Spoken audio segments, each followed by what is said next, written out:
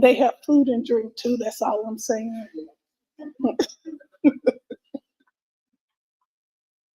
We're good? Okay.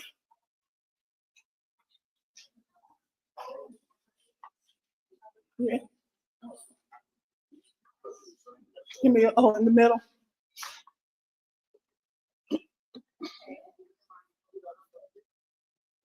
I'll call it up. Yeah, I'll call it up first. Yeah. So thank y'all so much for coming. My name is Robin Richard. I'm excited to have y'all here at the Kakula Institute. We are so grateful and honored to have you here and to be a part of the inaugural exhibit of the Baptiist Town quilt, this magnificent piece of art and love that is behind me. And if you have not gotten a close-up yet, please do that when after our quilter talk. It is magnificent from afar. It's even more magnificent up close. And so I'm just so excited that my good friend, my dear friend, my neighbor, Patricia Gaston, we call her PJ, decided to allowed us to have this here. We're so honored to have her here. So again, just if you'll silence your phones, those of you just coming in, if you'll silence your phones, because we on TV, y'all. That's all I'm saying. We on TV. Okay. And so I do want to first I want to thank all of our volunteers, our Kakula Institute volunteers. If you can raise your hand, thank y'all so much. Thank you so much for all that you do to make this institute available to the community and open to the community. In Swahili, Kakula means growth, and our idea is to discover, share, celebrating growth stories about African Americans in art, history, science, and technology. And so this art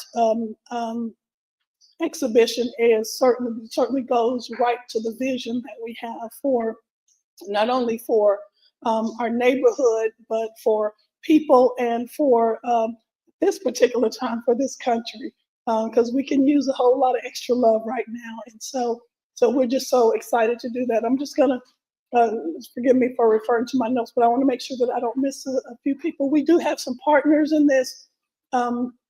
And if you have not had a chance to see the exhibition video, it will continue to run. The first person I want to thank is Eric Sandifer Ayers. She is a professor at Miles College, and she's from Greenwood, and she is doing a film that's making the circuits now called Mission Recompense: Love Letters to a Mississippi Delta.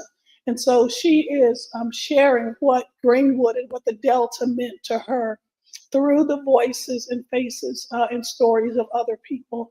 And so if you get a chance to see her film, please do so. It's in limited edition on YouTube, but you can certainly, if it comes to theaters or whatever, please make sure to see that. The other people I want to thank are also from Greenwood. When they heard about the project, they wanted to know how can they help. And so we're grateful. They're actually they hosted the reception last night, and your goodies today is Emily and Richard Elliott. They have Delta Design Build, excuse me, which is an architectural firm that does public work. And so, and it's public good work too. And they, I don't think either one is from Greenville, but they live there now and stayed there after some studies and work that they did some years ago. And so really trying to see how to reinvest or invest in that, in Greenwoods in general, but in Baptiist Town particularly. And so really grateful to that. And so finally, I want to thank, and they're on their way now. We have some of the Gaston family here, but their children and grandchildren are on their way. I want to thank the Gaston family. So let me just pause and let y'all, while I catch my breath, let y'all give a hand clap to the Gaston family. It is, if you're an artist, if you have a passion that you pour in your heart into, it's a beautiful thing when the family backs you through, diverting resources to your project, to your pet project, to your passion project, whatever it is. And so the Gaston family, I've known them for a number of years, but particularly through this project, I have seen them really wrap their arms around PJ, and from helping, design how we install the quilt, to actually doing the installation, and working throughout their work to do that. And so I'm just really grateful for them. And then the extension of them is the pictures that you see in the video of her family comes from her family from Mississippi, from Florida, from Mississippi, from Ohio, from New York. So for sharing that, and so that their legacy continues to live. So I'm so grateful for them. So can y'all join me again in thanking the Gaston family? Yeah. And so I said a little bit last night, but I want to read this quote directly about the history of African American quilts that I thought really goes to what PJ has done. And this is from the Black History and Quilting story. It says, Black quilters are primarily responsible for turning the American patchwork quilt into an instrument of storytelling and historical documentation. Prior to that, quilts were primarily used as a function, as a usefulness, as a tool to keep warm or to keep the cold out. And so how many of you have quilts on your bed right now? Yeah. How many of you have quilts on your walls? Quilts on the wall, yeah. And so that for this country is a relatively new thing, and it is attributed to an African American lady by the name of Harriet Powers, who was born during enslavement period, and she quilted. And when a white woman saw her quilt in an exhibit, she literally she said, "Who is this that did this, that elevated this functional work to artwork?" And so Harriet Powers' work is now seen. The two quilts still exist. I believe she died in the early 1900s. Two of her quilts still exist today, and the Smithsonian has that. So because of that, it's gone through some iterations, but because of the Smithsonian acquired those are now in the public trust. Excuse me. And so you can, if you see Harriet Powers' work, you will see how powerful it is in terms of artistry of quilting. And so we know quilts as, again, a way to keep warm, but we also know quilts as a way that they would wrap the dead. So whether it was during the war, or whether it was before, the prominence of commercialized, I would say, funeral homes, then people would, the deceased would lay in the home and be laid over and ice would be put up under the table. So it became this cooling board. There's an old gospel song about that. It became a cooling board. I was reminded last night, though, and it was in my notes, that quilts were also used as a way to signal persons who were enslaved, who were trying to gain their freedom. So if you've heard of the Underground Railroad, one of those visual aids was if the place was safe, they would hang a quilt out, and the quilt will have some symbol or something on it, or it would have some direction on it to keep going north, maybe the North Star or something like that. But these were ways, these were goals, just as African American, we have signal songs, wade in the water. What's the gourd? Follow the drinking gourd. Those sort of signal songs. There were also these signal quilts as well. And so those were used. And then along comes this lady that I just absolutely adore. She passed a couple of years ago, named Faith Ringgold. And Faith Ringgold was a public school teacher. I believe she taught art and maybe something else, but certainly art. And then she was doing art, what I would say regular art, paintings and things like that. And she got into quilting, and she saw it as a way to elevate her Blackness, her womanhood, her Black womanhood. And so she used that to do that, and her quilts are absolutely phenomenal. I have two of her posters because, my husband won't let me spend $30,000 on a quilt. I don't know why. I don't know why. I loves him, but he won't let me spend $30,000 on a quilt. And so, so I have two posters. And so then we see Faith Ringo as this preeminent quilter um, in the Black arts movement and just in general for quilting. There's Michael Cummins. Today you see a lot of Bisa Butler is another nationally prominent name. And so, and of course, for Mississippi, it's the G's Bend quilts. And so that's the beautiful thing about this art form is that number one, that it is an art form, but it's also functional too. So it has a very useful purpose. Now, if PJ said I'm putting this on his bed, I'm breaking into her house. Y'all can call the sheriff and say, come and get this because it's going to be in my house. This will not go on anybody's bed. So when I first saw it, I was like, this is an exhibition piece. This belongs in a museum. And do you agree with me that that's the case? Yeah. Yeah. For children and grandchildren, if I see y'all up under it, I'm going to talk about y'all. And then I'm going to steal the quilts and take it to a museum.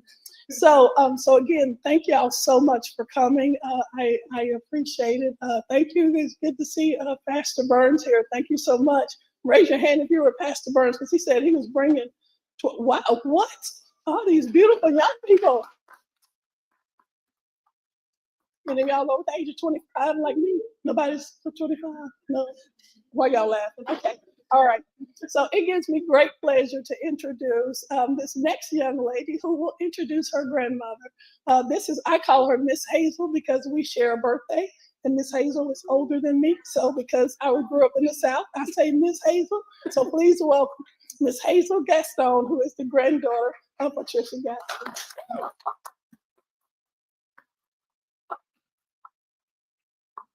She got it, PJ. She got it.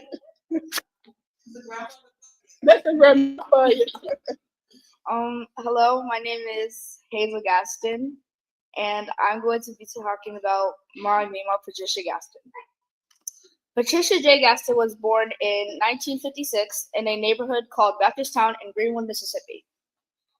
Her mother, a licensed hairdresser, and her father, an oil mill worker, raised Patricia and her 9 siblings in the close-knit and predominantly African American community. With multi-generations and relatives all around her, the community was a safe place amidst the backdrop of Mississippi entrenched racial and often violent climate. Patricia was also raised by her elder sisters in Ohio and New York and educated in her primary years and secondary years in Greenwood, Mississippi, Cleveland, Ohio, and Syracuse, New York. She graduated high school in Syracuse and attended Mississippi Valley State University. After a career in advertising and publishing administration, she retired from AT&T in 2012 in Atlanta, Georgia. Patricia moved to Pensacola and expanded her hobbies of gardening, beekeeping, birding, photographing, and quilting. Additionally, she is the author of 3 children's books. How Do You Know When It's Time to Go to Bed? Published in 1998. What's That in the Sky Up, Up, Up High? Which was published in 2012. And Let's Go to the Park Before I Get Stark, which was published in 2023.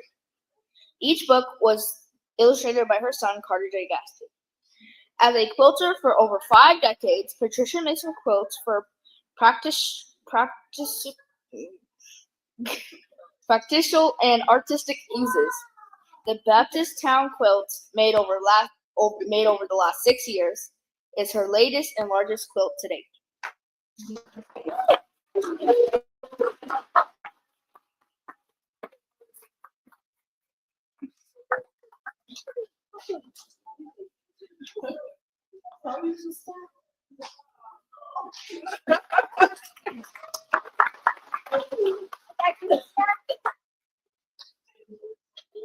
Thank you all for coming. Thank you.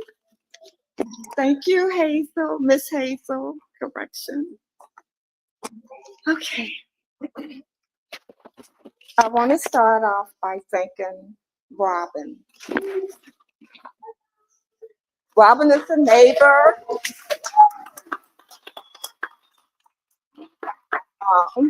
a gardening buddy, a sister friend. And a few months ago, she came by my house, and I had my work spread it out working on it. And she looked at it and said, PJ, where are you going to hang this? I said, I have no idea. I'm just trying to finish making it now.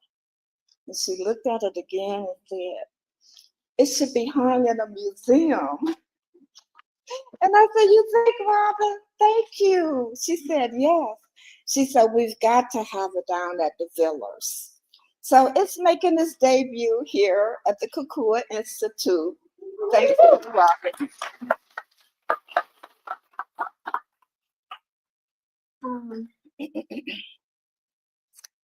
Oh, okay, bear with me.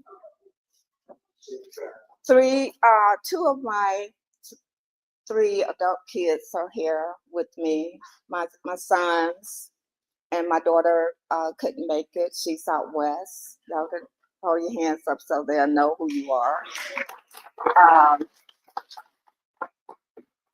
I have one of my 6 or 7 granddaughters. Two of my 6 or 7 granddaughters, Miss Dana, Miss Hazel, and I have a grandson somewhere around here, Mr. Cassius.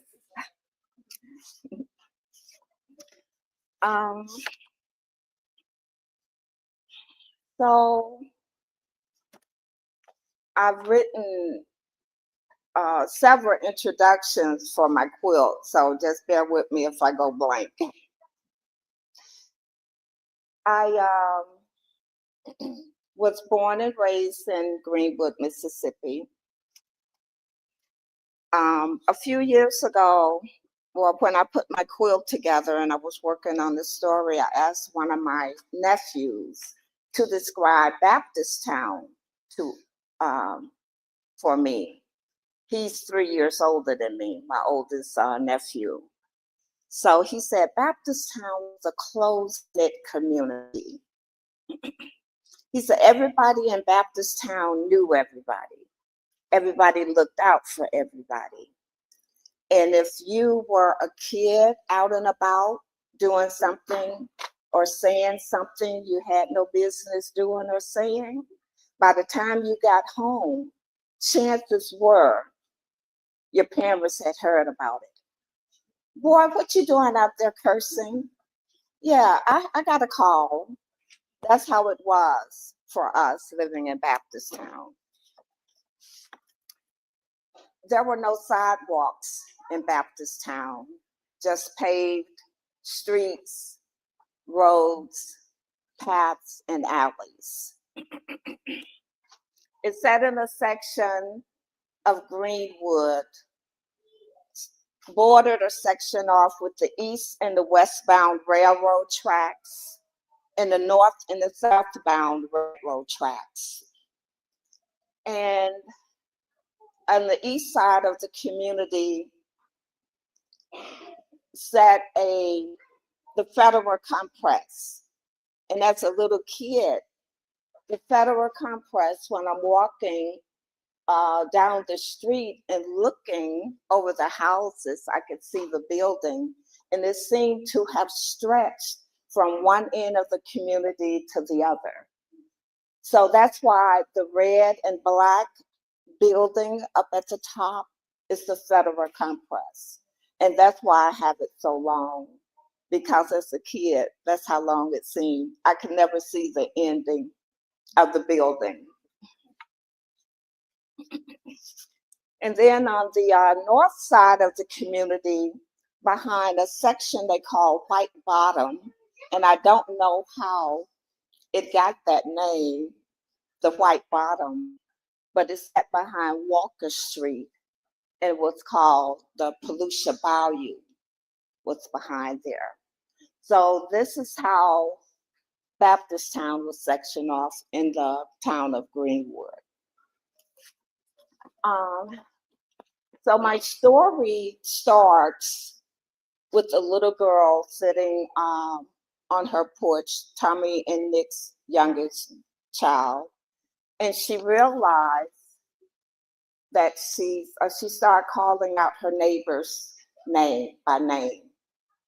And she said, Miss Cindy lives here, Aunt Emma lives here, Miss Bessie and Miss Benton live here. So she realized that she's learning her neighbors. So she would sit out and name them, and on another week or day, she would do the same thing. She would see how many of the neighbors she knew or had come to know. Neighbors who had known her before she was born, and neighbors that she come to know as she was growing.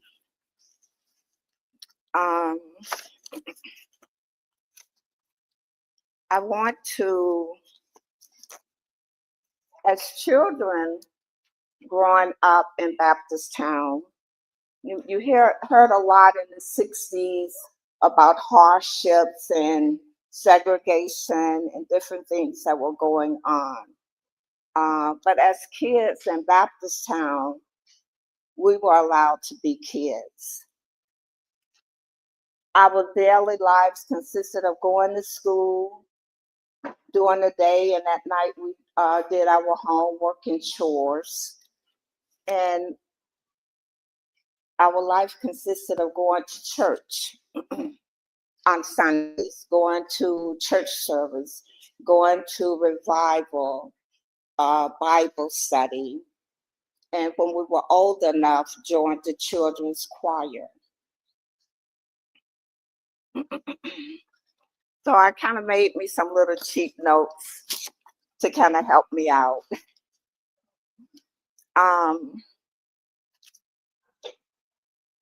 What inspired this was I've always thought of my family and the community coming up.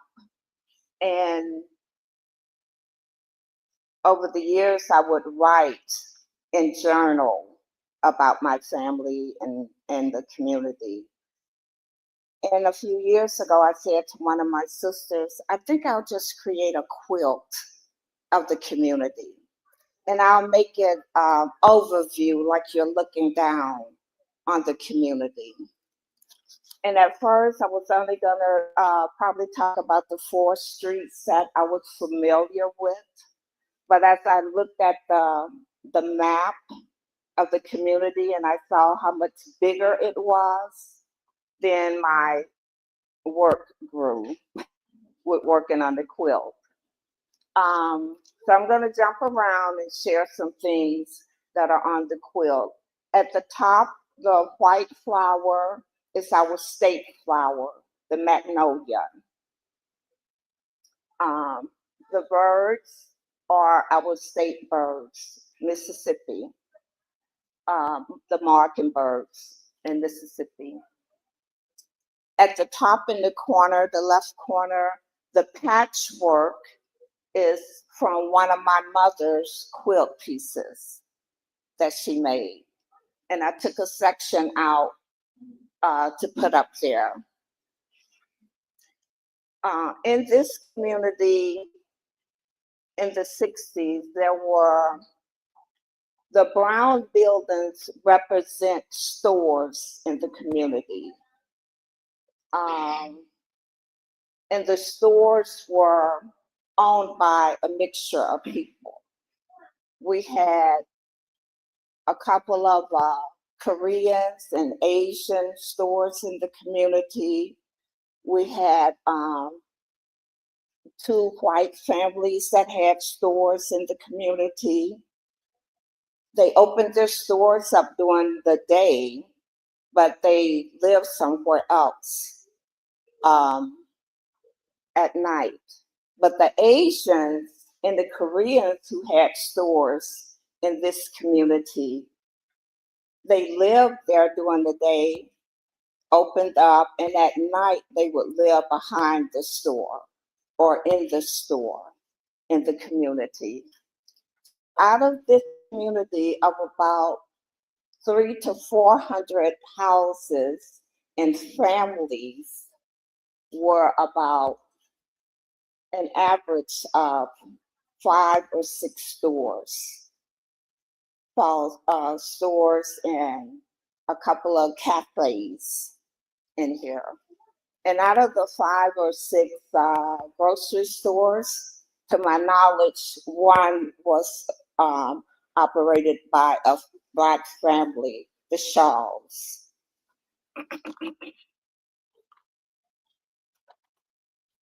I learned my quilting from my mama. I can remember at an early age when she asked me to thread a needle for her. And then a few years later, she started asking me to sew 2 pieces of fabric together for her. And she would only give me 2 at a time, 2 at a time. And then she would connect the rest of them. So I did this as young as probably 9 or 10 years old. And then by the time I was a teenager, I was still interested in quilting. And by this time, I could help her more with the quilt. When my mother was making quilts when I was young, they didn't have the batting that they have today. So we would use cotton, and she would take the cotton and spread it out on the to make the quilt between the 2 layers. That's how they did the batting back then. And they probably had other things they did, like maybe put an extra sheet in the middle to make it heavier. But when my mother was quilting, it was for cover for us. But more so today, it's more of art. And it's still cover for some, but it's more of art. A lot of it is done.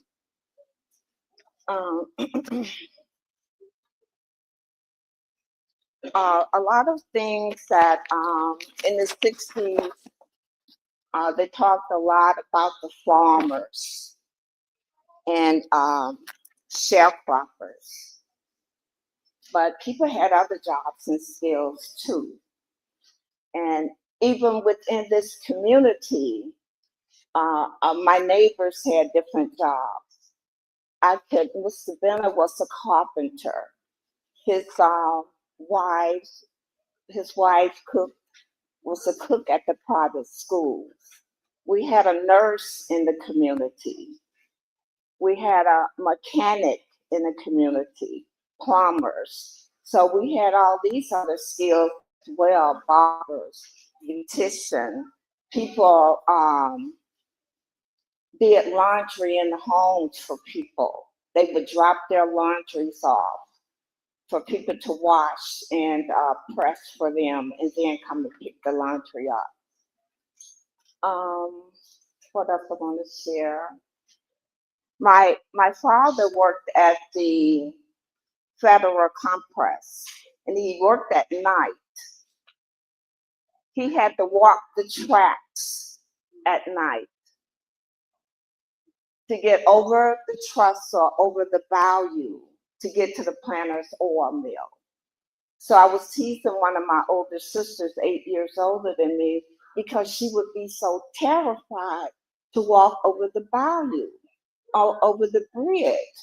And I said, think about it. Dad had to do this every night. No lights or anything, just by the moon. And it was dangerous back then. But he did it for probably 20, 30 years before he retired.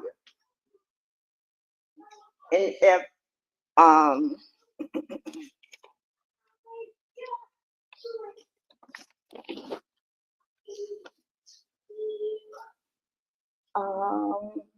any questions at time, or just continue? Okay. Also in the 60s, I had an introduction to sharecroppers. One morning, my mother woke me up early, Saturday morning, and I saw this tall man standing in the door. Excuse me. I saw this tall man standing in the door. And then a few minutes later, he disappeared. and Mama was waking me up. Get up, we got to get the house ready. Now we lived in a shotgun house, so the front room was used for a living room during the day and a bedroom at night. If you had a big family and had to rearrange things like this. So Mom was waking me up to make the bed up, let the curtains up, let the blinds up, open the curtains. So a few minutes later, after she got the house situated, he comes back with 2 or 3 girls, and they're carrying bushels of stuff. And then a couple of boys, and they're carrying an armful of stuff. And then his wife and him, and they're carrying. And I said, Mom, what are they doing? So later that day or that week, I said, Mom, what were those people doing? She said they were sharecroppers. She said they didn't have money to pay me. So they were offering food to pay me. He wanted her to do his wife and his daughter's hair. And that's how they paid back then. They called it bartering, if I'm saying it correctly. So that's how I was introduced to sharecroppers. And I asked my mom, because I knew my grandparents were farmers at one time. So I asked my mom, were they sharecroppers? And she said, no, honey, you can't make no money being a sharecropper. So that's how I learned about sharecroppers.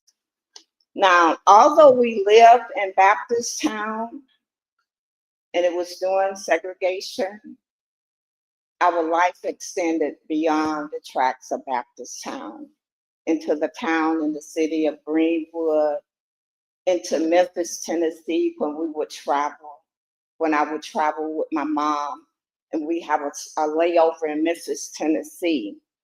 And our cousin Bill would come and either sit with us at the bus station or take us to his house to eat and sit and rest until our next bus. And I can remember on one of the trips, when it was time for our bus to leave, Bill sat me in the front seat of the bus and said, you sit right here. You don't have to move for anyone. You sit here and enjoy the view. And I was like, okay, well, I was just a little kid, and I thought nothing of that. But when I got older and started reading about the civil rights, and realized that a few years prior to that was when they had ended the bus boycott nationwide. So we didn't have to move to the back of the bus anymore or pay in the front and whatever they were doing back then. And yes, it was still doing segregation, segregated schools, segregated restaurants, segregated doctor's offices. Some people think, oh, well, that was 100 years ago. No, it was when I was a little kid. And our lives extended beyond Baptiist Town into Cleveland, Ohio, where I got to go and live and visit with some of my older sisters and got to see my uncles and my aunts. And from Cleveland, 2 or 3 carloads would go to Memphis, Flint, Michigan, to visit my older sister. And I don't remember or know anything about no Green Book or anything like that, but we had opportunities to safely travel. We didn't experience some things that others may have experienced. The segregated bus station in Greenwood, it was, the front of the building had 3 doors. On the left side was the black entrance, and on the right side was the white entrance, and in the middle was the cashier and the entrance for the employees, the bus drivers, when they go through there. So my mother and I was on one of our trips, and sometimes kids really don't know anything about segregation and whatever. They just living unless someone tell them or they're exposed to something. Other than that, they're just living. So we were standing in line at the Greyhound bus station, and you could see the cashier had windows on both sides with bars, but you could see straight through to the other side. So I noticed that it was only 4 or 5 people in line on the other side, and there was a lot of us over here. So I said to Mom, not knowing about segregation, it says people over there, why we can't go over there? She said, you let me handle this. That's how she talked. She didn't say, girl, we can't go over there. That's not, we can't go over there. Forgive me. She didn't say that. She just said, you let me handle this. And I said, okay. So that was, but we never had a bad experience traveling as for on the Greyhound. I've had a more frightening experience since I've been an adult than I had back then. Okay. Let's see what else I want to share.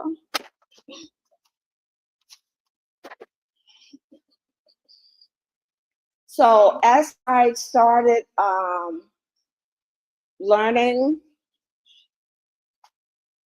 not learning, let me share something else. The pictures on this side and the articles are from my mama's, from some of my mama's records.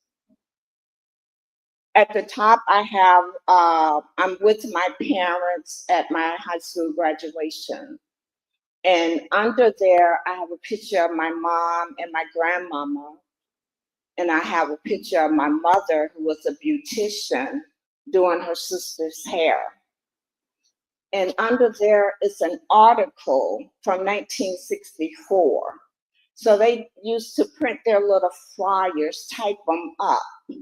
And I was telling one of my older sisters that I had this paper from Mama's records, and I was reading it to her. And it was telling how the police had dragged this Black woman who was boycotting or picketing. And so my sister said, who name on it? Who typed it? I said, I don't see that. Why? She said, I used to type some of those articles. So that's an article from my mama's record. And it didn't have who actually typed that particular page.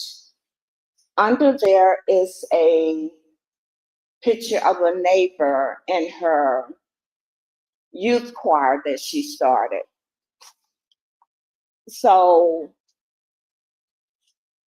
I mentioned that I started knowing my neighbors and recognizing my neighbors. My earliest memory of Miss Cindy was when I was home and I heard some noise or a sound.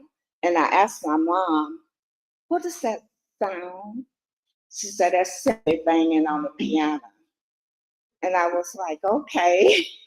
Well, later on, Cindy asked her if her 2 daughters could join her youth choir. She wanted a girls' choir, and Mama agreed to it. So they became the Gullich Sisters, and they sung for about 3 or 4 years with the group until they graduated and moved north. And this These articles are from a 1924 scrapbook from New Zion Baptist Church.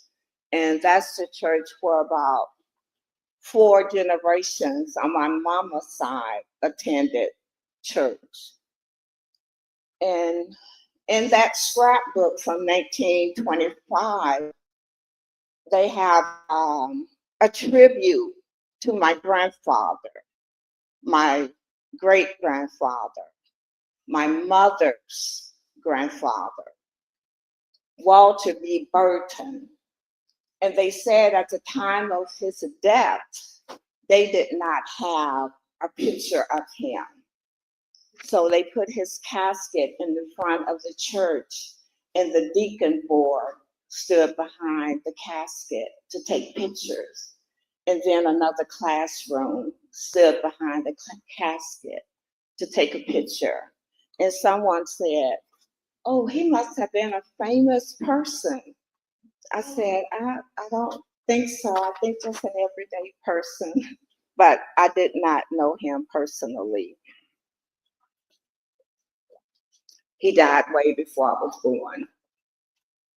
I have on here the church, New Zion Baptist Church, and 2 plaques that are on the building, or signs that are on the building. And they both mention either my great-grandfather, Walter B. Burton, or his son, who both were very active in the church at New Zion. I also put the cotton on here because Mississippi was the king of cotton at one time. And a lot of people get triggered when people talk about cotton because of what they experienced or heard or whatever. But I never thought of cotton like that. I just thought of it as a plant, but nobody made me pick it. So I asked one of my oldest sisters. I knew there were 10 of us. There were 5 girls, and then it was a 13-year dip break, and then 5 more kids. So I asked a sister who was 8 years older than me, "Did y'all have to go pick cotton?" She said, "We went a couple of times." I said, "Tell me about it." She said, "Daddy took about 3 or 4 of us to pick cotton." And she said, at the end of the day, we hadn't picked 100 pounds between the 4 of us. And Daddy was so disappointed. He talked about us because she said, "But our cousin Dave now, they could pick 200-300 pounds of cotton each." She said, "But we couldn't. All 4 of us together didn't pick 100 pounds. And I can imagine Dad probably said, "Y'all ain't worth the salt to go in your bread." That's what he liked to say. "Y'all not worth the salt to go in your bread." I said, "Well, did you have to go back?" She said, "We went a couple of times." Then Dad probably said, "I don't need to be bothered with y'all." But to my knowledge, at least by the time I came along, my parents didn't have to pick cotton. Like I said, my mom was a beautician and my dad worked at the oil mill. But yes, they did. They have picked cotton, but they also worked for a living.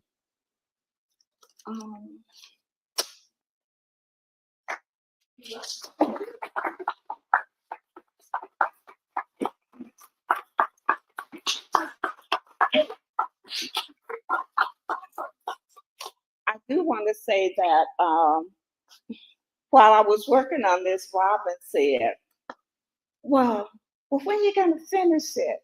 I said, "I'm trying, Robin, but I keep thinking of stuff." And she was like, "Well, you're going to have to close it up." She said, "That's when you have to have a chapter 2. I said, "You're going to have a chapter 2 of a quilt." So with my dreams of sharing stories about my neighbors, like Miss Betsy and Mr. Benton, who knew me before I knew myself. When I was teenagers, and I was at home, Mr. Benton brought his wife to get her hair done. Now, this didn't dawn on me until I was older. They only lived 3 doors down, but he would drive her to Mama's to get her hair done and say what time I need to pick her up. And I so what I was thinking about was when they were at the house, he and his wife, and he looked at me and he said, I remember when you were a baby. You were on that bed, all scaly and sick, and your mama trying to do people hair, and the customer taking you, trying to comfort you so your mama could work. He said, you were pitiful.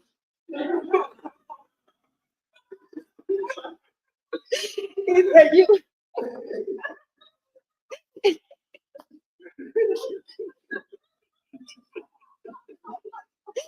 you were a pitiful sight. I'm sorry. But he said, look at you now. You turned out to be a nice looking young lady. And his wife want to get in on the storytelling too. So Miss Bessie said, well, this had nothing to do when I was a baby, but Miss Bessie said, well, I remember when Ree came knocking on the door. Ree is my sister, 6 years older than me. And she said, I was just stepping out of the tub, and I heard this boom, boom, boom, boom. And I was put my house coat on. That's what they call the robe and the stuff. Put my house coat on, and I heard Miss Bessie, they after me. The police after me. So Miss Bessie said, I opened the door, and I told Reed, get under the bed, get under the bed. Now, she wasn't trying to harbor a fugitive, so let me give a little more about the story. They were boycotting the stores in the community who was there making a living off of us and disrespecting our parents and whatever. So they was like, no, you don't need to be here. So they were boycotting a couple of the stores, and they would have what they call a black bus when the store called for them, because the people were out there boycotting. They would see they would send the bus for them. So they had people watching because they knew they had to come across the track to get into the community. So when someone saw the black bus, they would say, the bus is coming, the bus is coming. And then everybody started running in the community trying to get home or wherever they needed to go. So Miss Bessie was sharing about when Ree came knocking on her door. So she told her to get under the bed and stay quiet. And then she would watch. And when she felt they had left, she told Ree, come under the bed and you go straight home. Now they lived here. So Ree had to run 3 doors down to get in the house. Well, we found out Ree made it okay, but a friend of hers who is in this picture with her got caught. And she said the people were saying, where your friend? Where she live? And said, I don't know. Yes, you do. Where she live? But she never told on her. So it's stories like that in chapter 2 of the quilt. So what I want to do as I put the house numbers on the houses of the people that I'm talking about, I will record what I'm saying about them and post them as I go along.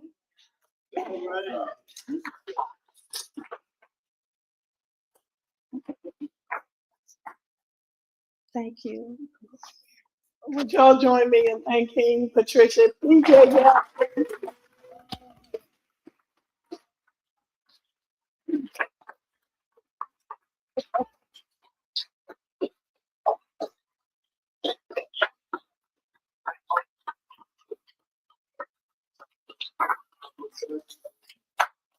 So we want to take question and answer, and again, just because we're okay, let me finish, Geraldine.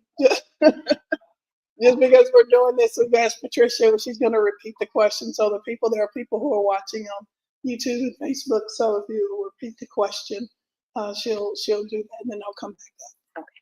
You need water? You good? The water. Yes, ma'am.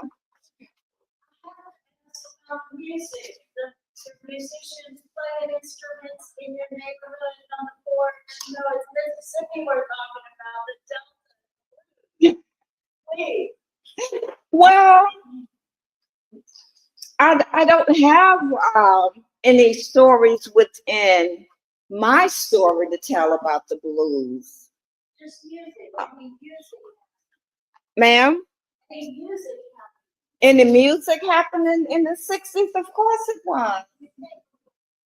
Yes. Now, although when we were coming up as a kid, although we watched Lawrence Welk on TV, Hee Haw, and whatever they were showing, at home we were playing 45s.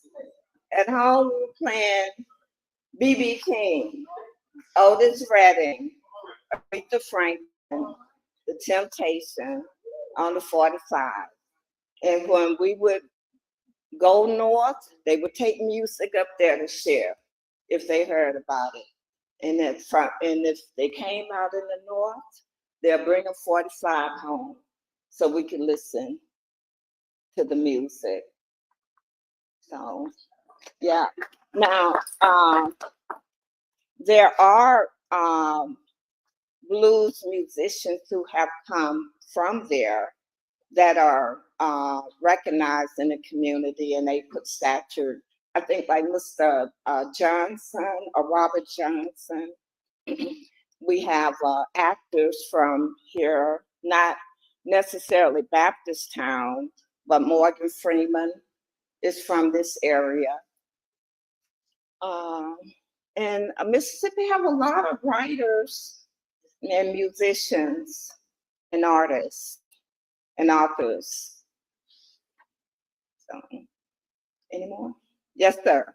Can you tell us something about the cotton in that area? When I was a kid, I remember summers and walking through a cotton field to get to the grocery store.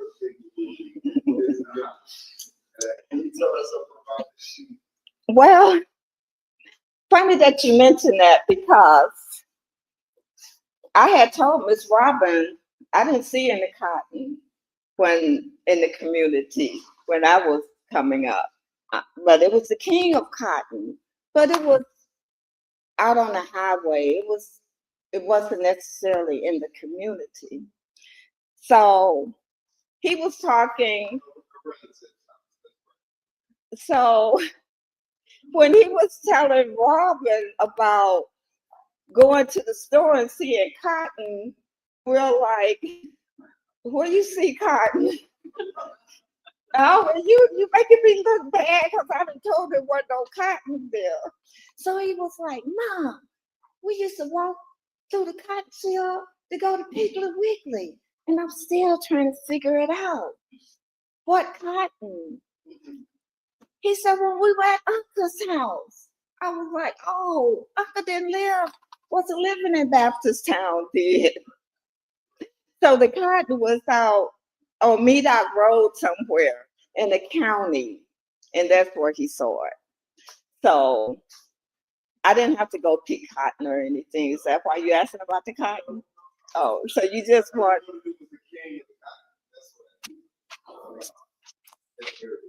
Mm-hmm. The green wood. which is much bigger. This is not a town, this is a community. So within Greenwood. Yes, sir. Can you talk a little bit about what church was like? You mentioned there was a lot of revivals and church services that you would have to go to. What did church feel like for you in that time? Ooh. Church always felt it was something different that moved you and was different. I mean, when they had revival and they had the people humming and saying words and you don't know what they're saying, but it sounds good. So you just going along with it as a kid. You know, revival, we were baptized. Actually, we were baptized in the church compared to people who were baptized in the bayou or the Yazoo River. The church had a pool under where the preachers, what sanctuary was. And they would move everything the night before. And then you have a pool of water to be baptized in. The music was different than it is today. The type of songs were different than. Can you give us a sample of those songs? Who's asking me that? No.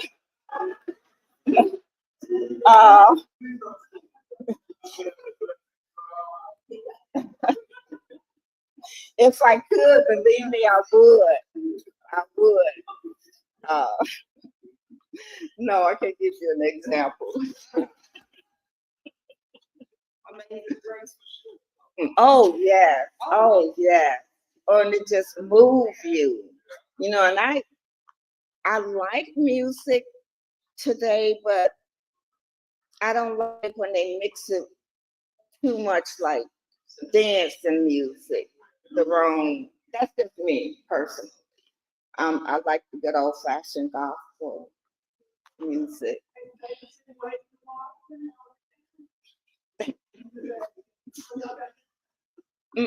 Did they do what?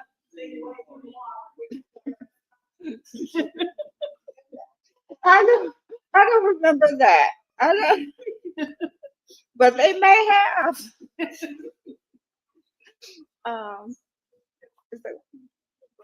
Yes, ma'am. Madam Guest, Ma'am. the very top thing, would you talk about look like different children of different colors? The Can you talk kids? about that, kids? Yes, ma'am. Can you tell us about that? Yes, ma'am. In the community, it was an open lot. It probably were houses there years ago, but it was open lot. And the boys would get together there and play. Only the boys. And they had nicknames for themselves. You know how guys are. Oh, you duck looking? Well, his nickname became Duck. No, Tater. I had a brother, they nicknamed him Tater because his head was shaped like a potato. I had a brother they called Sheep because his hair, he wore a big afro and he liked his afro and it was woolly, so they called him Sheep. They had a friend, and some of them, 2 or 3 of them are still communicating today, but both of my brothers are gone. They had nickname like Hands because one of the boys would hold basketball, he could just grab it with one hand, so they called him Hands. Somebody was named Ubo. I don't even know how that's spelled. And they probably carried those nicknames with each other until they got in high school. And then, you know, once you get grown, you know, don't be calling me that. Like we had a cousin, they called him Newt. And when he left and came back home from Chicago, he was like, I'm James. Ain't no Newt. Don't call me that no more.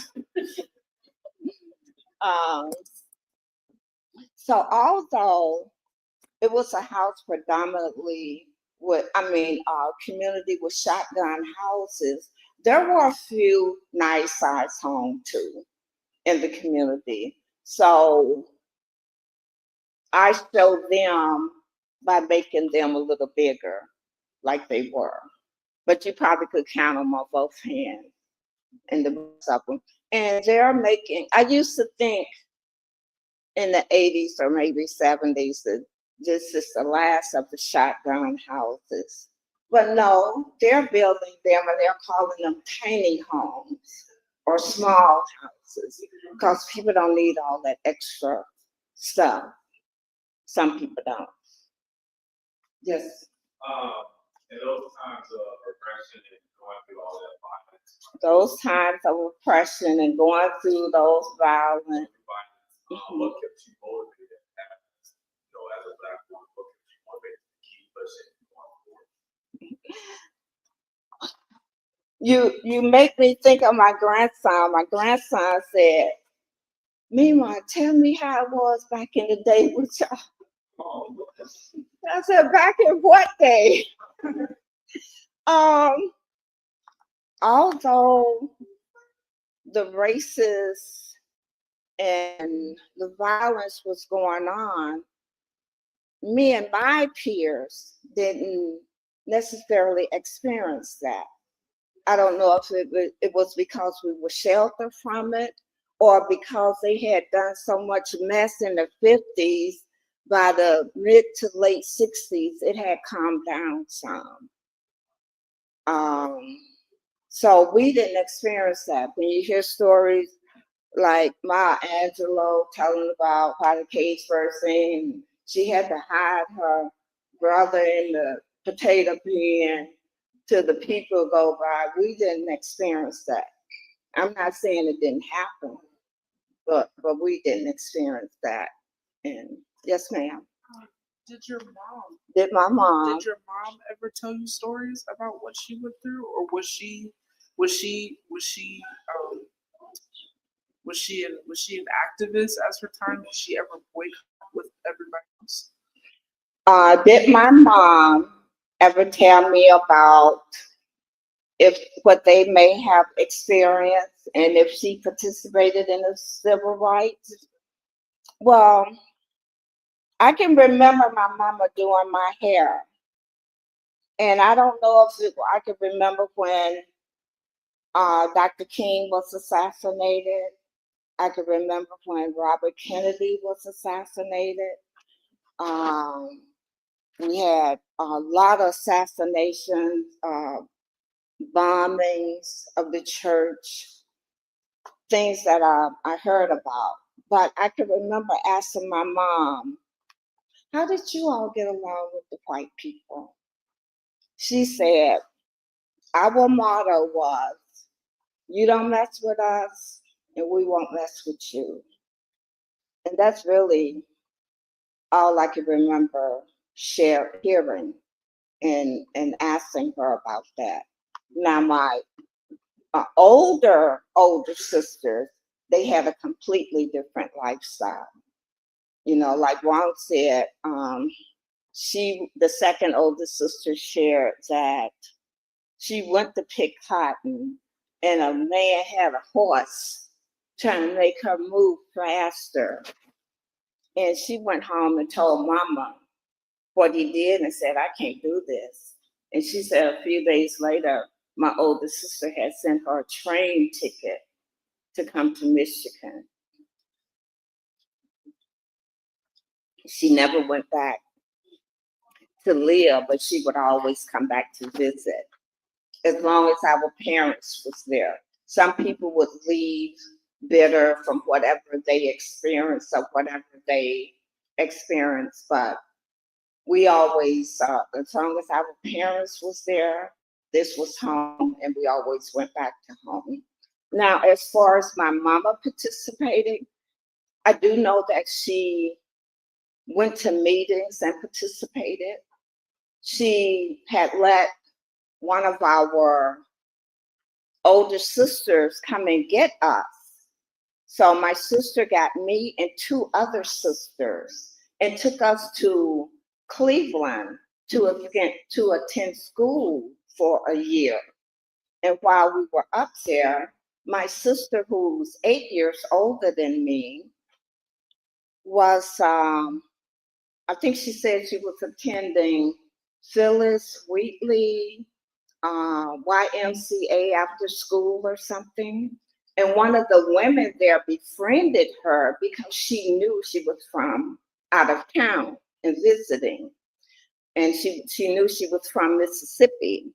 So she heard Dr. King was coming to speak in Cleveland. We were in Cleveland, Ohio by then. And she wanted to take my sister to hear Dr. King because he was going to be talking about the South and what was going on in Mississippi. So she got my sister's permission to take my other sister to see Dr. King, and she did. And when we returned home to Mississippi, according to my sister, she asked Mom if they could participate in the civil rights and the boycotts. And when you run across the story when Dr. King came to Greenwood and there were people following him around town, two of my sisters were with that crowd. And my sister said, we were expecting 1,000 people, but only 500 showed up. You couldn't tell from the pictures that I saw. So they definitely supported and did their part in their way. But my sisters boycotted for 3 or 4 years before they graduated and went to high school. And people don't think about back then when you weren't allowed to go into stores, where did people get their clothes from? How did they get clothes? And I started thinking about that. And I said, Barbara, where did you all get your clothes from when you couldn't go to the store to shop? And she really hadn't even given that a thought. And she thought about it and she said, well, you know, Miss Ollie next door, Miss Ollie stayed on the other side of us. She said she used to make our clothes. She made clothes for us all while we were boycotting. The summers we were boycotting. And she said, Lucy, our oldest sister, she would send us clothes. And she did. She would send us clothes for school. And if we were up there, we didn't come back home until after Labor Day because we had to shop, get our Labor Day clothes. We always came back late because we had to do whatever. Well, I won't say always, but, you know, from the travel. So they got their clothes from other places or clothes being made. And so, any more? Yes, ma'am. Yes, ma'am. First, thank you for being here and for telling your story. I have 3 questions. Yes, ma'am. One at a time. Okay. Do you think quilting, specifically storytelling through quilting, is becoming a lost art? Do I think quilting becoming a lost art? Oh, no. Okay. Not from what I see. Okay, so number 2 is, do you teach quilting? No, ma'am. I can teach you how to put little squares together, but and actually make. Well, I won't say I couldn't, but.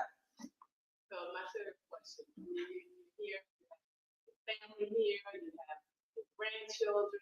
This is a wonderful event. How do you see, or how do you envision your legacy? How do I vision my legacy? I don't know. I don't think about that. I guess maybe not anymore. Maybe 10, 20 years ago, I probably thought of some things, but I don't know. My daughter, I don't think she would, not necessarily, let me see how to say this. she would hear me talk about my work and my quilt and just listen. But last year, when I started talking to her about the quilt or the family, I started hearing, this is being recorded.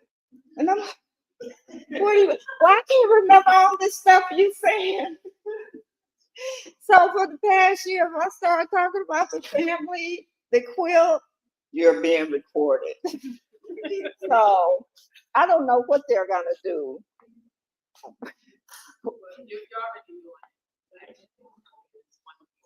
Thank you. Thank you. Yes, ma'am. I was gonna say, do you think your legacy will live on through your granddaughter? Well, it may, because she's an aspiring writer and school teacher. If she like to put it down, she said yes. I don't know what she just said that to me. I just, I sew, but I've never made a quilt. Mhm. Okay.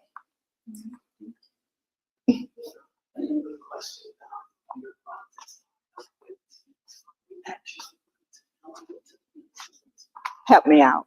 How long does it take you to quilt? So once you talk about the process of quilting, how long? Oh,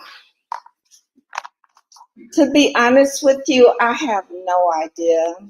Did I talk about my magnolia up there? I was gonna look for a print with a magnolia, and then I said, why don't I just make one? So I made my magnolia. The gray house up there near the guys playing in the park was where my grandparents had a house. My grandparents lived there. But I didn't find out exactly where the house was until the past couple of years ago. Because my older sisters would say, oh, I used to love that house we lived in. It was so big. And I would love it. And she would tell about how when they were the older five, their times were probably harder than the younger five. They said they always had to help, said we always had pigs, geese, ducks, chickens, and the kids had to help take care of them. Well, we got tired of taking care of those chickens. So one day I decided, this is what my second older sister was sharing. I decided to put some of those things in a Kroger sack and took them down and threw them in the bayou. And one of the neighbors saw her and called my grandmama. She said she got a whooping a whole week for that. A whole week for putting those things in the bayou. And then another sister was sharing when they lived in that house, said they put the cat in the Kroger sack and went and threw it in the bayou. And she said when she woke up in the middle of the night, that cat had come back and scratched her. She said that happened. Yeah, so my sisters, they would just get together and just share stories about when they were coming up. And I have recordings of them sharing stories. And one of the older sisters said they were they were at home about midnight. Somebody knocked on the door and said, you got any gas in there? And they said, my grandma said, if you don't get away from my door, I'll kill you. And he left. So the Caucasians would go in the community looking for gals, I guess, whatever that is. Yeah, so, okay. Thank you all so much for coming. Thank you so much. Thank you. Yes, sir. There are a lot of young people here. What would you say to them about recognizing the area they grow up in, paying attention and the importance of appreciating where you come from. The importance of appreciating where you come from.